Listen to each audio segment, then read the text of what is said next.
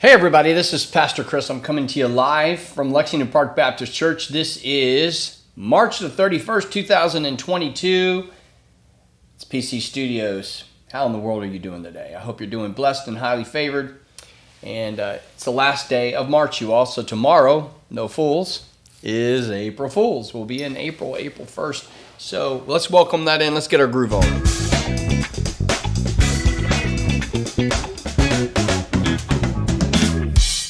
Hey, so listen, I'm glad you're with me here today. If you're here, sign in. We're on Caster going out. We're on Facebook right now. If you want to be live with us at the noon hour, you have to be at facebook.com/Pastor Chris McCombs. You can also be at our church site. You can be on YouTube and a variety of different places associated with Pastor Chris McCombs and Lexington Park Baptist Church. Hey, today we're going to finish up on letting God's love reign over our present. And we've been looking at Romans chapter 12, 1 and 2. Never really taught it from this perspective, but looking at that perspective of how we really live out God's love over our life in the present moment. And Romans 12, Paul gives us some really good advice. One, be a living sacrifice, because that'll make you holy and pleasing to God. And it fulfills your act of worship to God. Then it goes on to tell us that not only a living sacrifice, but we must not conform to the patterns of this world, but be transformed. And if we're going to really live under God's reign, we have got to reject the ways of the world. Many Christians do not. The world definitely does not, right? This is how you get all these crazy ideologies. This is how sin creeps in. This is how we get far from God. And it's sad. It's sad to see those things. And then we get to this last part. If we're going to let God's love reign over us, it's not about us, it's about Him. It's not about our will, it's about His will. So this study today is really about, will we align our will with God's will? Because that's the only way, listen, that is the only way we can become true Christ followers. Will we deny ourselves? Will we take up a cross? Will we follow Him? Will we be that living sacrifice? Will we be transformed? And then through that living sacrifice, a choice that we make, and through that transformation of a renewing of our minds, we get this opportunity where we look at God's will. Will we trade in our will for God's will? Listen, this is a hard place to be. It is not easy to sacrifice self. It is not easy to deny self. It is not easy, and sometimes it's not easy to discern God's will. But Paul's telling us, if you'll be that living sacrifice and you'll transform your mind, you'll transform your life, you'll find the good and pleasing will of God. In fact, the text that we're looking at today in Romans 12, 1 and 2, it's going to tell us, do not conform to the patterns of this age, but be transformed by the renewing of your minds, so that you may discern what is good, pleasing, perfect will of God. I don't know about you, but my will is messed up sometimes. Sometimes I have good ideas, sometimes I don't. Sometimes I follow through with my plans to fruition, to completion, and everything's good. Sometimes I drop the ball. Sometimes I mess up. Sometimes I forget, or sometimes I get lazy. God's will is good. God's will is perfect. And God's will is pleasing unto Himself, because He's God, right? So if we want to please God, we need to live by His will. And His will is perfect and good and pleasing. I think it should be pleasing to us too, though. So let's start with that. God's will is best for you and me. Not my will, not your will, not our thinking, not the government. God. God's will is best. If only we could learn that. If only we could sit there and say, your will be done, Lord, not mine. I'm going to stop fighting over the Bible. I'm going to stop. When I disagree with you, or culture tells me this is what love is, I'm going to look at what love is in here. When culture starts to redefine gender, I'm going to look at what gender is in here. When the world starts to tell me this is what life is, I'm going to look in here and see, what do you say about life? When we sit there and say, this is the world tells me this is how things were done, this is how things began, this is how creation began, I'm going to look to my Creator. I want to discern your will, God. I want to live in your will. I want to know your will. Will we allow God's will to please us, knowing that it pleases Him? I pray that, make that decision in your heart and mind. Say amen right now and just say, hey man, I am dead set on that. I want to live by God's pleasing will. I want to know His will. I want to be a part of His will. I want to teach others. And listen, when you live out God's will, this is really important. When you live out God's will, and not only does it please God, but it also will be pleasing to you, but it also will impact others in a very positive way. God's will is pleasing. So that's important to realize. The next thing I want us to look at is God's will is perfect. Now listen, there are very few things in this world that are perfect.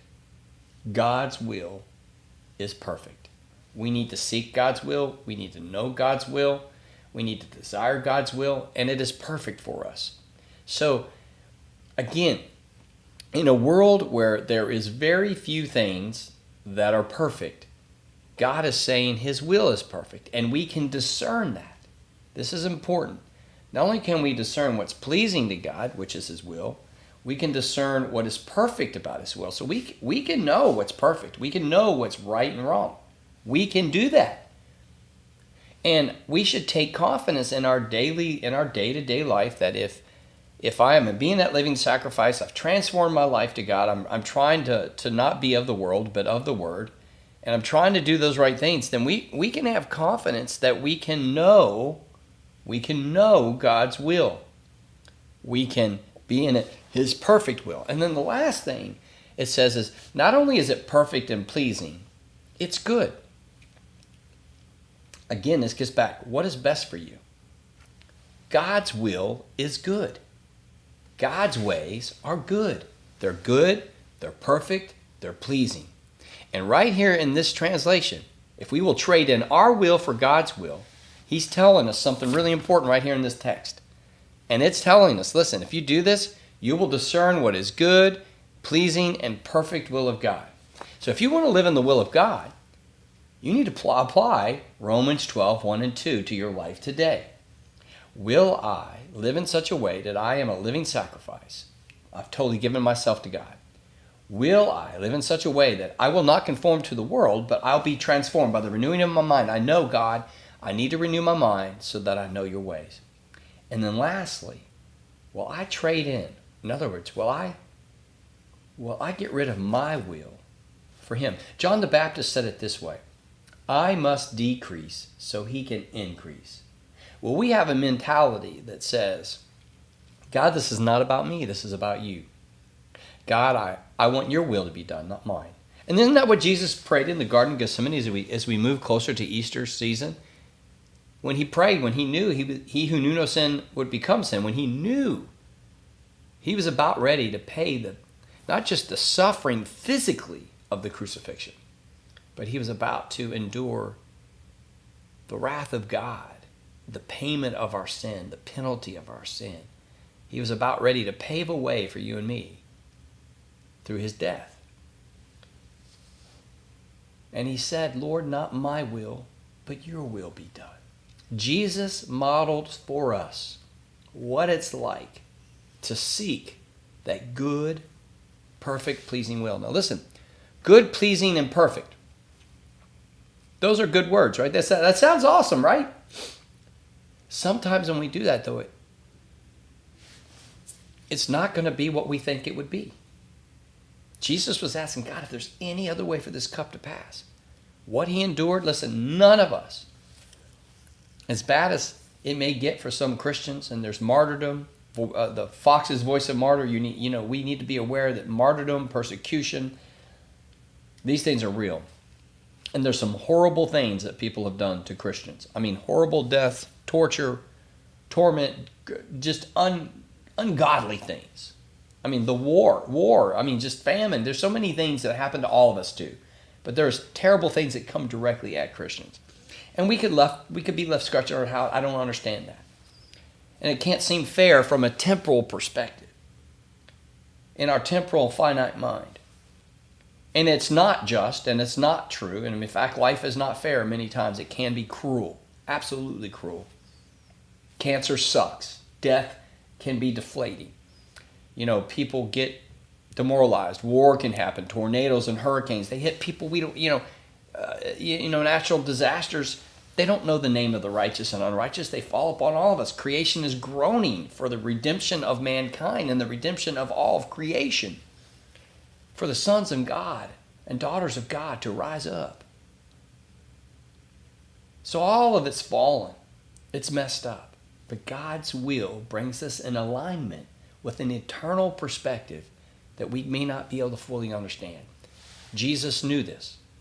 So Jesus said, "Your will be done." Can we do the same? No matter what it might look like, can we say, "God, your will be done"?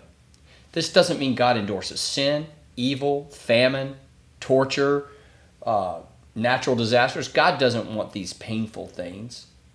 But as the earth groans and the sins played out and the fallenness of man and the depravity of man have influenced all of life, we have to have an eternal perspective that says this world is not our home. Jesus knew that.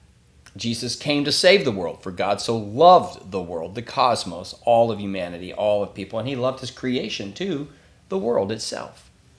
God came to set those things free. There was no other will and no other way but the cross.